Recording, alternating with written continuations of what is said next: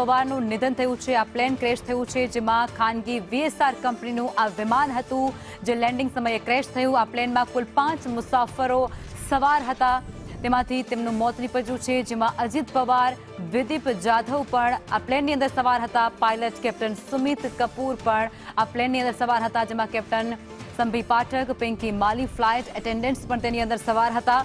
મુંબઈથી ટેકઓફનો સમય સવારે 8:10 કલાકનો હતો।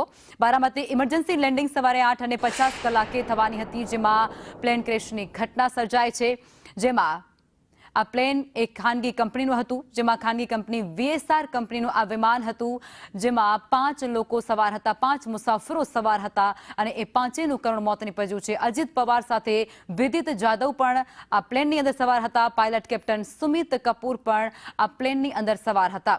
કેપ્ટન સંભી પાઠક અને પિંકી માલી, ફ્લાઇટ એટેન્ડન્ટ્સ પણ આ ફ્લાઇટની અંદર સવાર હતી, જેમાં મુંબઈથી ટેકઓફનો સમય એ સવારે 8:10નો હતો અને આ સાથે બારામતીમાં ઇમરજન્સી લેન્ડિંગ સવારે 8:50 કલાકે થવાની હતી, પરંતુ લેન્ડિંગ થાય આ પ્લેન તે પહેલા જ આ પ્લેન ક્રેશ થયું, જે ખાનગી VSR કંપનીનું પ્લેન હતું, જે ક્રેશ થતાની સાથે જ તેની અંદર સવાર જે 5 મુસાફરો હતા તેમનું પણ કરુણ મોત નીપજ્યું છે। અજીત પવાર પણ તેની અંદર સવાર હતા। આ ઉપરાંત અન્ય જે વ્યક્તિઓ હતા, કેપ્ટન હતા, તે તમામનું કરુણ મોત નીપજ્યું છે।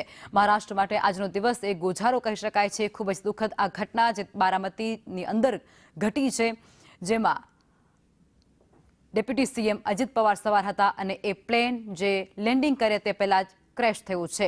VSR કંપનીનું આ ખાનગી પ્લેન હતું। કયા કારણોસર આ દુર્ઘટના સર્જાય છે તેને લઈ અને ઊંડાણપૂર્વક તપાસ છે તે અત્યારે શરૂ કરવામાં આવી છે। DGCA દ્વારા નિવેદન સામે આવ્યું છે, તે અંતર્ગત હવે કોઈ ઉચ્ચ સ્તરીય તપાસ છે તે પણ આ મુદ્દાને લઈને કરવામાં